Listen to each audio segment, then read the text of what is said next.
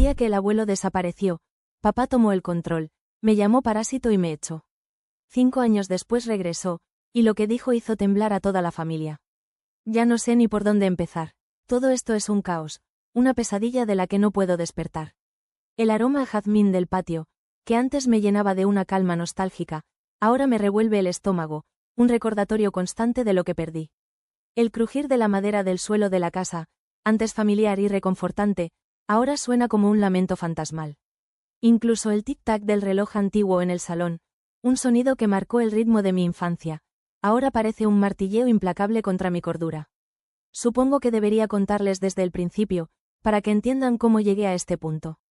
Cómo mi vida, que era, bueno, no perfecta, pero asterisco normal asterisco, se convirtió en este drama digno de telenovela. Vivía en Sevilla, en una casa grande y antigua, con sus balcones de hierro forjado y sus paredes cubiertas de enredaderas. Recuerdo pasar horas en el patio, rodeada del aroma embriagador del jazmín, imaginando mi futuro.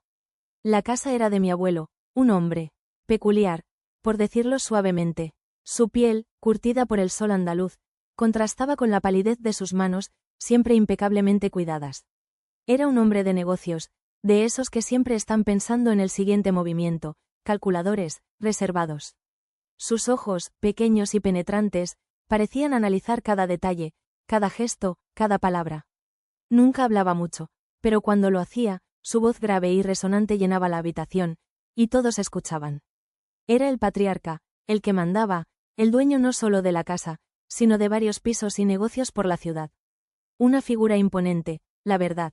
Sentía una mezcla de respeto y temor hacia él. Mi padre, Ricardo, era todo lo contrario. Alto, con una sonrisa deslumbrante y un carisma innegable. Siempre vestía impecablemente, con trajes a medida y corbatas de seda. Encantador, extrovertido, siempre con una sonrisa y una palabra amable para todos. De esos que te abrazan fuerte, te besan en la mejilla y te hacen sentir especial. Recuerdo sus manos, grandes y cálidas, rodeando las mías, pero debajo de esa fachada de amabilidad, siempre sentí una ambición desmedida, una especie de inquietud. Como si nunca estuviera satisfecho con lo que tenía. Sus ojos, a diferencia de los de mi abuelo, brillaban con una intensidad casi febril. Trabajaba con mi abuelo, gestionando algunos de sus negocios, pero siempre se quejaba, en voz baja, de que no ganaba lo suficiente, de que él podría hacer mucho más si tuviera las riendas del negocio. Con mis ideas, podríamos triplicar las ganancias, le decía a mi madre, mientras yo jugaba en el patio, pero el viejo esterco, se aferra a sus métodos anticuados. Y yo, Adriana, intentaba navegar entre esos dos titanes. Estudiaba administración de empresas, ayudaba a mi abuelo con sus papeles, organizando facturas y archivando documentos, escuchaba las quejas de mi padre. Intentaba, simplemente, mantener la paz. Adriana, eres la luz de mis ojos, me decía mi padre, abrazándome con fuerza, algún día, todo esto será tuyo. Celebrábamos cumpleaños, navidades, hacíamos barbacoas en el patio. Recuerdo el olor a carne asada mezclándose con el aroma del jazmín, las risas, las conversaciones animadas. En apariencia, éramos una familia normal. Fotos en Facebook, sonrisas forzadas, todo eso. Pero debajo de la superficie, había una tensión constante, un run de resentimiento. ¿Envidia? No sé cómo explicarlo. Era como si una tormenta se estuviera gestando en el horizonte, esperando el momento oportuno para desatarse. A veces, en las cenas familiares, la tensión se hacía palpable. Recuerdo una noche en particular. Estábamos cenando paella, el plato favorito de mi abuelo. Mi padre, después de varias copas de vino, se volvió hacia él y le dijo, con una sonrisa forzada: «Papá, ¿no crees que ya es hora de que te retires? Dejes que yo me encargue de todo. Nuevas ideas, nuevas estrategias». Mi abuelo lo miró fijamente, sus ojos como dos pozos oscuros, y respondió, con voz tranquila pero firme: «Ricardo, mientras yo esté vivo, yo tomo las decisiones». Mi padre apretó los labios, su sonrisa desapareció, y un músculo en su mandíbula empezó a temblar. El resto de la cena transcurrió en un silencio incómodo, solo roto por el sonido de los cubiertos contra la porcelana. Yo, con el corazón latiendo, con fuerza en el pecho, bajé la mirada hacia mi plato, sintiendo cómo la paella se me hacía un nudo en la garganta. En esos momentos, cuando estaba sola en mi habitación, con el tic-tac del reloj antiguo marcando el paso del tiempo, me preguntaba qué pasaría cuando mi abuelo ya no estuviera. Era mayor, y aunque se mantenía activo, sabía que no era eterno. ¿Se haría cargo mi padre del negocio? ¿Qué pasaría con la casa, con las propiedades? Eran preguntas que me rondaban la cabeza, imágenes que se proyectaban en mi mente como fotogramas de una película de terror, pero que nunca me atrevía a formular en voz alta. Tenía miedo de la respuesta, miedo de lo que se escondía bajo la superficie de nuestra normalidad. Miedo de la verdad, y ahora, mirando hacia atrás, con el peso de todo lo ocurrido aplastándome, me doy cuenta de que debería haberle hecho caso a ese miedo.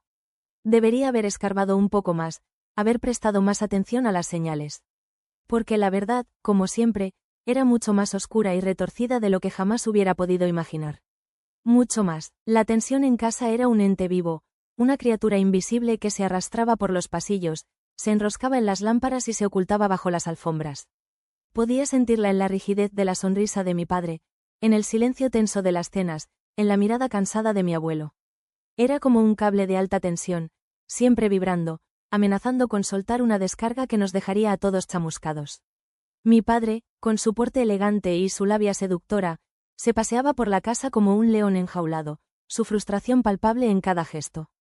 La negación constante del abuelo a sus ideas, su rechazo a la modernización del negocio, alimentaba una rabia que, aunque intentaba ocultarla, le brillaba en los ojos como brasas bajo las cenizas.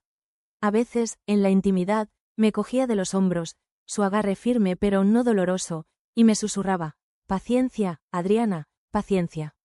Ya llegará mi momento». Su voz, usualmente cálida y melodiosa, adquiría un tono áspero, una mezcla de frustración y ambición contenida que me helaba la sangre. Yo no entendía del todo a qué se refería, pero su mirada, fija e intensa, me transmitía una inquietud profunda, un presentimiento de que algo malo se avecinaba. Recuerdo una tarde en particular. El sol se filtraba a través de los cristales emplomados del despacho de mi abuelo, dibujando figuras geométricas en el suelo de madera. El aire olía a libros antiguos y a tabaco, un aroma que siempre asocié con la tranquilidad y la sabiduría. Estaba sentada frente al escritorio de mi abuelo, ayudándole a organizar sus cuentas, una tarea tediosa pero que, extrañamente, me reconfortaba. El silencio solo se rompía por el suave rasgar de la pluma estilográfica sobre el papel y el susurro de las hojas al pasar. De pronto, la puerta se abrió y mi padre entró, con una carpeta llena de papeles y gráficos, su rostro iluminado por una sonrisa que no alcanzaba a disimular la impaciencia en sus ojos. «Papá», comenzó, con una voz que intentaba sonar conciliadora, pero que no podía ocultar un deje de irritación, «he estado analizando el mercado, y creo que es el momento perfecto para invertir en la expansión de la fábrica de aceite. He preparado un informe completo con proyecciones de crecimiento». Ni siquiera llegué a procesar la información, porque el abuelo lo interrumpió con un gesto brusco de la mano, su rostro endurecido en una expresión de desaprobación. «Ricardo», dijo, su voz grave y resonante llenando el despacho, «ya te he dicho que no me interesa. Mis métodos han funcionado durante décadas, y no voy a cambiarlos ahora. La fábrica funciona bien como está». La cara de mi padre se transformó. La sonrisa se desvaneció, reemplazada por una mueca de furia contenida. Sus ojos, antes brillantes, se oscurecieron. «Pero papá», insistió, su voz temblando ligeramente, «esto es una oportunidad única.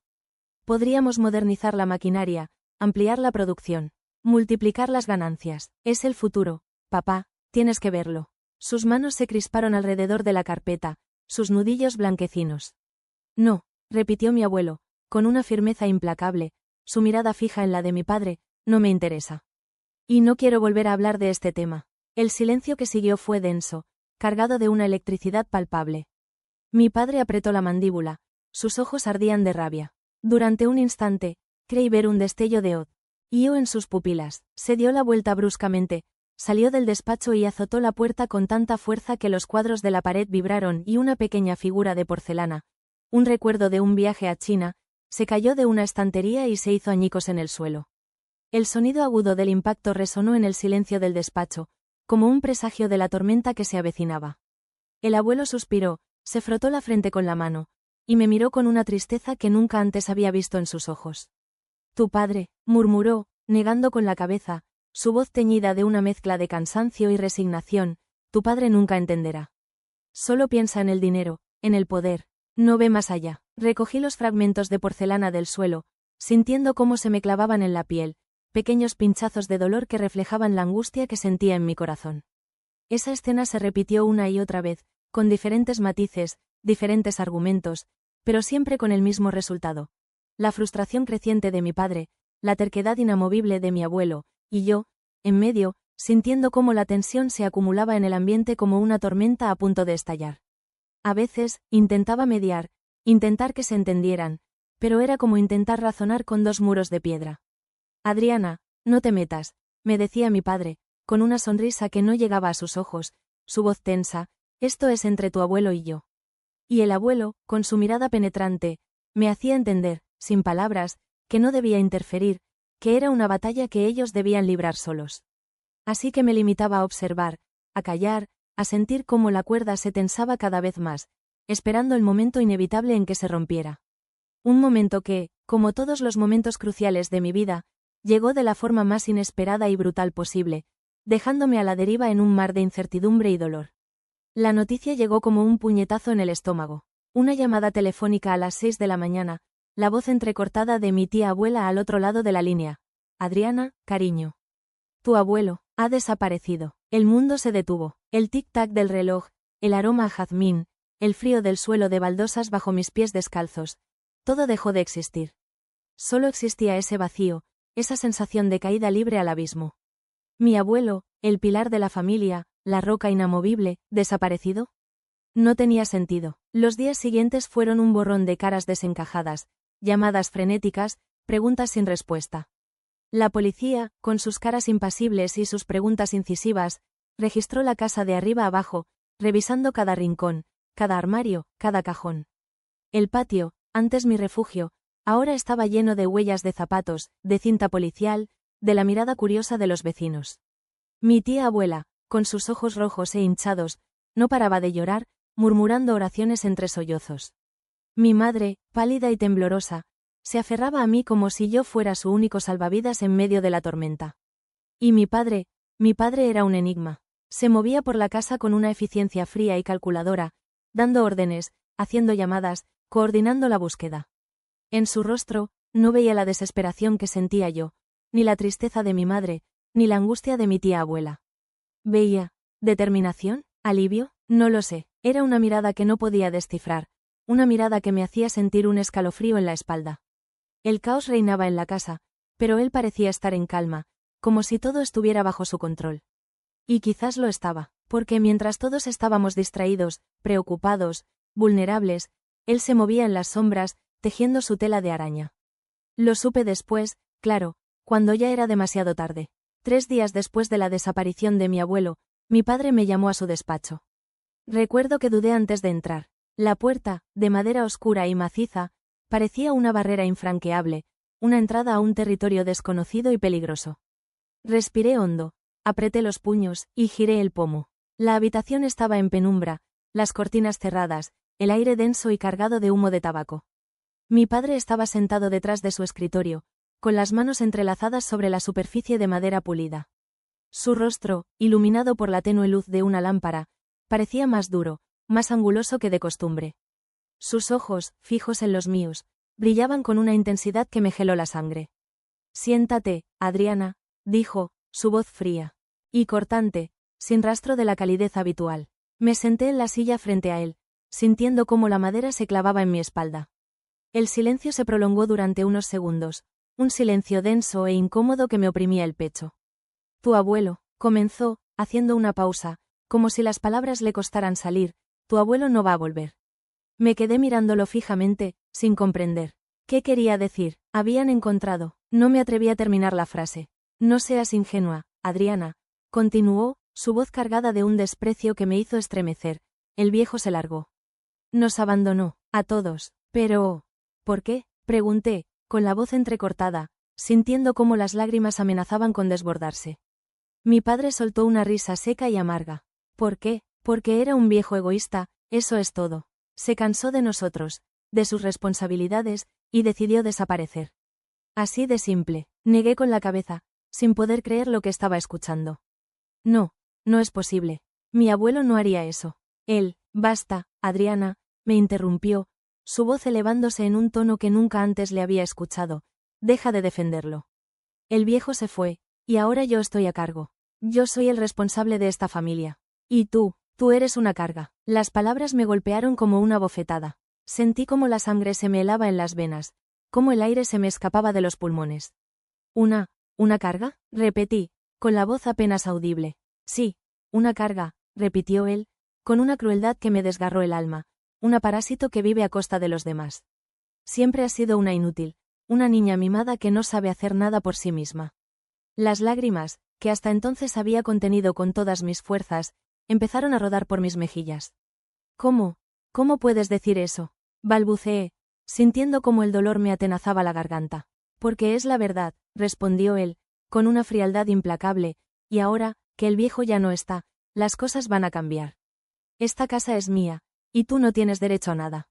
Se levantó de la silla, se acercó a mí, y me miró con una expresión de triunfo en sus ojos. Recoge tus cosas y lárgate de aquí. No quiero volver a verte.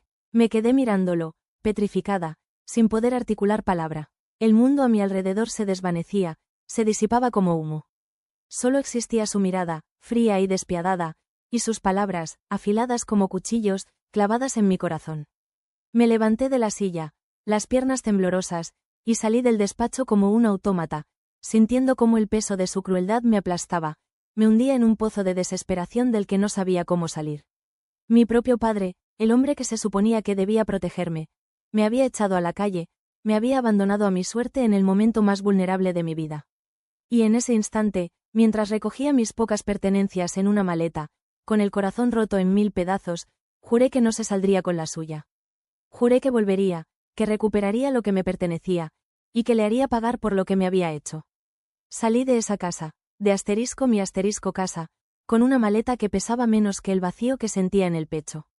El sol de Sevilla, que normalmente me llenaba de energía, me quemaba la piel, me dolía en los ojos. Caminaba sin rumbo, con la cabeza gacha, las lágrimas rodando por mis mejillas sin que me molestara en secarlas. ¿Cómo podía ser esto real? ¿Cómo podía mi propio padre, el hombre que me había enseñado a montar en bici, el que me leía cuentos antes de dormir, el que me abrazaba cuando tenía miedo? ¿Cómo podía ese mismo hombre haberme desechado como si fuera basura? Parásito, resonaba la palabra en mi cabeza, un eco venenoso que me corroía por dentro. ¿Parásito? Había pasado mi adolescencia ayudando a mi abuelo, incluso había empezado la carrera de administración para poder echarle una mano con el negocio familiar. ¿Eso era ser un parásito? El móvil vibró en mi bolsillo. Era mi madre. No contesté, no podía, no tenía palabras para explicarle lo que había pasado, no tenía la fuerza para escuchar su voz llena de preocupación, de impotencia. Seguí caminando, arrastrando la maleta como si fuera un ancla, un lastre que me impedía avanzar. Las calles de Sevilla, antes tan familiares, ahora me parecían extrañas, hostiles. Cada esquina, cada balcón, cada tienda, era un recordatorio de la vida que había perdido, de la familia que se había roto. Llegué a un parque, me senté en un banco, y dejé que el dolor me inundara. Un dolor agudo, punzante, que me hacía sentir como si me hubieran arrancado un trozo del alma. Me abracé a mí misma, intentando contener el temblor que me recorría todo el cuerpo. ¿Qué iba a hacer ahora? ¿Dónde iba a ir? No tenía dinero, no tenía un plan, no tenía nada, solo tenía esa maleta llena de ropa y el vacío inmenso que mi padre había dejado en mi corazón. Recordé a Sofía, mi mejor amiga desde el instituto. Vivía con sus padres en las afueras de la ciudad. Dudé en llamarla, me daba vergüenza, me sentía humillada. Pero la alternativa era pasar la noche en la calle, y la idea me aterraba. Con los dedos temblorosos, marqué su número. Contestó al tercer tono. Su voz, alegre y despreocupada, me hizo llorar aún más fuerte. Sofía, soy yo, Adriana, logré decir entre sollozos. Le conté todo, entrecortadamente, vomitando las palabras como si fueran veneno. Ella escuchó en silencio, sin interrumpirme, y cuando terminé, su voz, ahora llena de cariño y preocupación, me calmó un poco. Ven a casa, Adriana, dijo, no te preocupes por nada. Aquí tienes un sitio. El viaje en autobús fue eterno. Cada parada, cada semáforo, cada bache en la carretera, parecía prolongar mi agonía. Miraba por la ventana, viendo pasar el paisaje borroso, sintiendo cómo la rabia empezaba a crecer dentro de mí. Rabia contra mi padre, contra la injusticia, contra el destino. No me iba a quedar de brazos cruzados. No iba a permitir que se saliera con la suya. Iba a luchar, iba a recuperar lo que me pertenecía, y le iba a demostrar que no era la parásito que él decía que era. Cuando llegué a casa de Sofía, Sus padres me recibieron con los brazos abiertos. Me dieron un abrazo, me ofrecieron comida, me hicieron sentir segura. Por primera vez en días, sentí un pequeño rayo de esperanza. Sabía que tenía un largo camino por delante, que la batalla iba a ser dura, pero no estaba sola. Tenía a Sofía, tenía a sus padres, y tenía la certeza, en lo más profundo de mi ser, de que la justicia, tarde o temprano, se haría presente. Y mientras me acostaba en la cama que me habían preparado, con el cuerpo agotado pero la mente en ebullición, planeaba mi regreso, planeaba mi venganza. Porque mi padre se había equivocado conmigo. Se había equivocado mucho, y yo iba a hacérselo pagar. Los primeros meses fueron un borrón de trabajos precarios, noches sin dormir y una angustia que me roía las entrañas. Trabajé de camarera, reponedora en un supermercado, incluso limpiando casas. Cualquier cosa para poder pagar un techo y algo de comer. Vivía en una pequeña habitación alquilada, con una ventana que daba a un patio interior oscuro y húmedo. El contraste con la casa de mi abuelo, con su patio lleno de jazmines y sus habitaciones soleadas, me dolía como una herida abierta. Cada noche, antes de dormir, cerraba los ojos e intentaba evocar el aroma de los jazmines, el sonido del reloj antiguo, la sensación de la madera pulida bajo mis pies. Eran recuerdos que me reconfortaban, que me recordaban quién era, de dónde venía. Pero al mismo tiempo, me dolían, me recordaban todo lo que había perdido. Sofía y sus padres fueron mi única familia durante ese tiempo. Me apoyaron, me animaron, me ayudaron a levantarme cada vez que caía. Sofía, con su optimismo inquebrantable, me repetía una y otra vez que todo iba a salir bien, que mi padre pagaría por lo que había hecho. Sus padres, con su cariño y su comprensión, me hicieron sentir que no estaba sola, que aún tenía un lugar en el mundo. Pero a pesar de su apoyo, la rabia y la impotencia seguían ahí, latiendo en mi interior como un tumor maligno. La familia, por supuesto, se dividió. Mi tía abuela, con su ingenuidad y su bondad, creyó la versión de mi padre. Pensaba que yo, en un momento de locura, lo había abandonado, que lo había dejado solo para enfrentarse a la desaparición de mi abuelo. Me llamaba por teléfono, con la voz llena de reproche, diciéndome que debía volver a casa, que debía pedirle perdón a mi padre. Yo, con el corazón hecho pedazos, intentaba explicarle la verdad, pero era inútil. Mi padre se había encargado de tejer una red de mentiras tan elaborada, tan convincente, que nadie se atrevía a cuestionarla. Incluso algunos primos lejanos, a los que apenas conocía, me miraban con desconfianza, con reproche.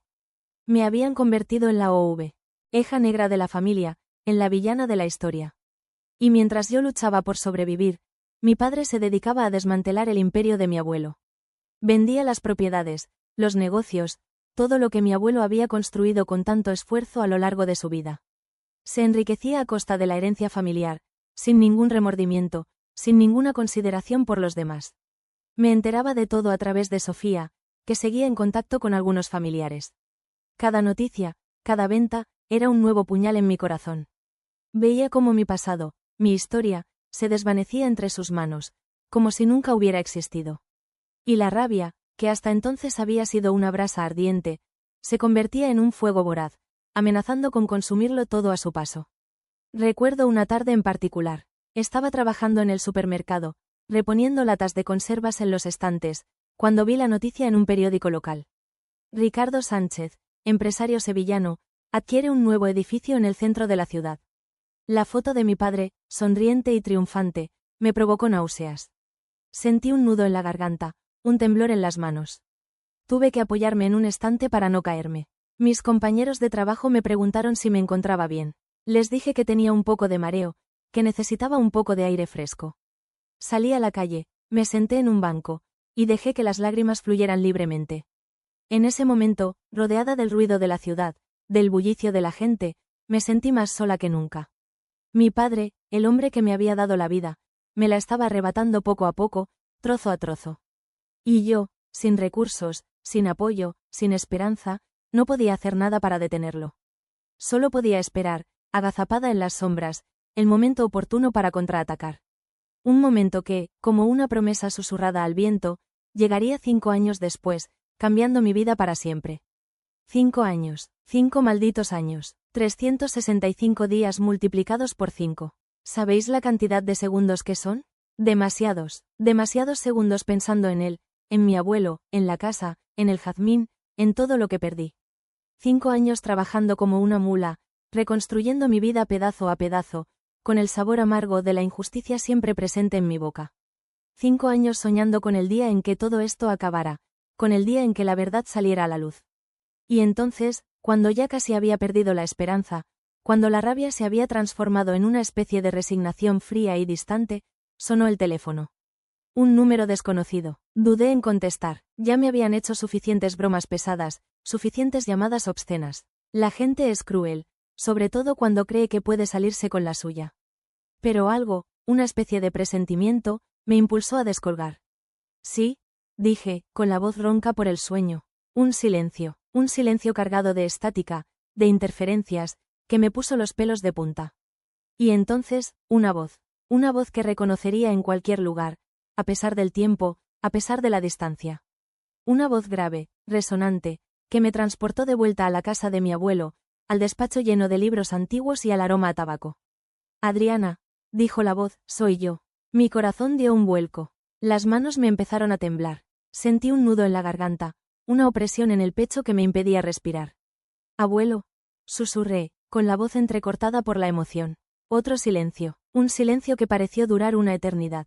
Y entonces, sí, Adriana, soy yo. Estoy vivo. Las palabras resonaron en mi cabeza como un trueno. Vivo. Mi abuelo estaba vivo. Después de 5 años, después de darlo por muerto, después de llorar su pérdida, estaba vivo. Me senté en la cama, con las piernas temblorosas, sintiendo cómo la habitación daba vueltas a mi alrededor. ¿Dónde? ¿Dónde estás? Logré preguntar, con la voz apenas audible. No importa ahora, respondió él, lo importante es que estoy bien. Y necesito verte, necesito contarte algo. Quedamos en un pequeño café en las afueras de la ciudad. Llegué antes de la hora, con el corazón latiéndome con fuerza en el pecho. Me senté en una mesa al fondo, junto a la ventana, y me dediqué a observar a la gente que pasaba por la calle, intentando calmar mis nervios. Cada coche que frenaba, cada persona que entraba al café, me hacía saltar del asiento. Sentía una mezcla de ansiedad, esperanza, y una miedo, no sabía qué esperar, no sabía qué me iba a encontrar. Y entonces, lo vi. Entró al café con paso firme, erguido, con la misma mirada penetrante de siempre. Pero había algo diferente, parecía más joven, su piel, antes curtida por el sol, ahora tenía un brillo saludable. Sus ojos, aunque seguían siendo penetrantes, ahora brillaban con una intensidad que no recordaba. Llevaba un traje impecable, una corbata de seda, y un sombrero que le daba un aire misterioso. Se acercó a mi mesa, me sonrió, y me dio un abrazo. Un abrazo fuerte, cálido, que me hizo llorar. Adriana, dijo, con la voz llena de cariño, ¿cuánto has crecido? Nos sentamos, y durante un largo rato, nos limitamos a mirarnos en silencio, como si intentáramos recuperar el tiempo perdido. Le conté de mi vida, de los trabajos precarios, de la pequeña habitación alquilada, de la soledad. Él escuchó atentamente, con la mirada llena de tristeza. Y entonces, cuando terminé, me contó la verdad. Me contó que había fingido su desaparición, que había huido porque sospechaba de las intenciones de mi padre. Me contó que había estado viviendo en el extranjero, reconstruyendo su vida, esperando el momento oportuno para volver. Y me entregó unos documentos. Documentos que me acreditaban como la única heredera de todos sus bienes. La casa, los pisos, los negocios, todo era mío. Me quedé mirándolo, sin poder creer lo que estaba escuchando. Pero, ¿por qué? Pregunté, con la voz temblorosa. Porque sabía que tu padre no iba a parar hasta quedarse con todo, respondió él, con la mirada fija en la mía, y no iba a permitir que te dejara en la calle, que te arrebatara lo que te pertenece por derecho. En ese momento, sentí una oleada de emociones contradictorias. Alegría, alivio, gratitud, pero también, duda. ¿Qué debía hacer ahora? ¿Debía confrontar a mi padre? ¿Debía exponerlo ante toda la familia? ¿Sería capaz de soportar la tormenta que se avecinaba? Miré a mi abuelo, con la mirada llena de preguntas. Él me sonrió, me tomó la mano, y me dijo, con una voz llena de seguridad. No tengas miedo, Adriana. Yo estoy contigo, juntos, vamos a recuperar lo que es tuyo. Y en ese instante, a pesar de la duda, a pesar del miedo, supe que tenía que hacerlo. Tenía que luchar, no solo por mí, sino por mi abuelo, por la justicia, por la verdad. Y aunque no lo sabía entonces, esa decisión, esa promesa silenciosa que nos hicimos en aquel pequeño café, iba a cambiar nuestras vidas para siempre. La reunión familiar fue una obra maestra de la tensión. La orgánica con acento agudo en la casa, asterisco mi asterisco casa, aunque todavía me costaba creerlo. El jazmín del patio, que durante tanto tiempo había sido un recuerdo agridulce, ahora me llenaba de una calma extraña, una especie de anticipación nerviosa. Había pasado días limpiando cada rincón, puliendo los muebles, colocando flores frescas en los jarrones. Quería que todo estuviera perfecto, como en los viejos tiempos, antes de que la tormenta arrasara con nuestra familia. Invité a todos, mi madre, mi tía abuela, primos, tíos. Todos los que habían dudado de mí, los que habían creído las mentiras de mi padre. Y por supuesto, invité a Ricardo. La atmósfera era densa, cargada de una electricidad palpable. Murmullos nerviosos, miradas furtivas, sonrisas forzadas. Mi madre me abrazó con fuerza, con los ojos llenos de lágrimas. No me preguntó nada, no hizo ningún reproche. Simplemente me abrazó, como si intentara protegerme de la tormenta que se avecinaba. Mi tía abuela, en cambio, me miró con desconfianza, con una mezcla de curiosidad y reproche en sus ojos. Los demás, primos y tíos, se mantenían a una distancia prudencial, observándome como si fuera un animal exótico enjaulado. Y Ricardo era un volcán a punto de erupcionar. Su rostro, normalmente jovial y relajado, estaba tenso, pálido. Sus ojos, fijos en los míos, ardían de rabia. No dijo nada, pero su silencio era más amenazante que cualquier grito. Cuando todos estuvieron reunidos en el salón, las puertas del patio se abrieron y entró mi abuelo. El silencio fue instantáneo, absoluto. Todas las conversaciones se interrumpieron, todas las miradas se dirigieron hacia él. Era como si un fantasma hubiera aparecido en medio de la fiesta. Las bocas se abrieron, los ojos se desorbitaron. Mi tía abuela dejó caer la taza de té que tenía en las manos, el sonido de la porcelana rota resonando en el silencio como un disparo. Mi madre se llevó las manos a la boca, sin poder articular palabra. Y Ricardo se quedó petrificado, con la cara descompuesta, como si hubiera visto al mismísimo diablo. Mi abuelo, con la misma calma y seguridad de siempre, recorrió el salón con la mirada, dejando que el silencio se prolongara durante unos segundos que parecieron una eternidad. Y entonces, con voz clara y firme, dijo, «He vuelto». Las palabras resonaron en el salón, cargadas de un significado que todos comprendieron al instante. El juego había terminado. La verdad, que durante tanto tiempo había permanecido oculta, salía a la luz. Mi abuelo explicó todo, contó cómo había fingido su desaparición, cómo había estado viviendo en el extranjero, cómo había estado observando todo desde la distancia. Y entonces, sacó los documentos que me acreditaban como su única heredera. Leyó en voz alta el testamento, cada palabra como un martillazo contra la fachada de mentiras que mi padre había construido. Ricardo, pálido y tembloroso, intentó interrumpirlo, intentó defenderse, pero sus palabras sonaban huecas, vacías de contenido. Nadie le creía. La verdad, por fin, estaba a la vista de todos. Mi padre, humillado y expuesto, perdió todo. La casa, los pisos, los negocios, todo lo que había robado, todo lo que había construido sobre una montaña de mentiras, se desvaneció como humo. Lo desheredaron, lo repudiaron. Su propia familia, los que antes lo admiraban, lo miraban ahora con desprecio, con asco. Y yo recuperé mi lugar, recuperé mi casa, mi herencia, mi vida. La justicia, tarde o temprano, se había hecho presente. Ahora, mientras reconstruyo mi vida, mientras intento sanar las heridas del pasado, me pregunto, Aita, ¿fui yo la idiota por haber expuesto a mi padre de esta manera, a pesar de todo lo que me hizo? ¿Fue justo mi plan? Sé que lo que hizo estuvo mal, que me robó, que me abandonó, que me destrozó la vida. Pero, ¿era necesario humillarlo de esa forma? ¿Era necesario exponerlo ante toda la familia? ¿No podría haber encontrado otra manera de recuperar lo que me pertenecía? La duda me corroe, me atormenta. Necesito una opinión externa, una perspectiva diferente. Necesito saber si hice lo correcto. Necesito saber si soy la idiota. Reddit, ¿qué opináis?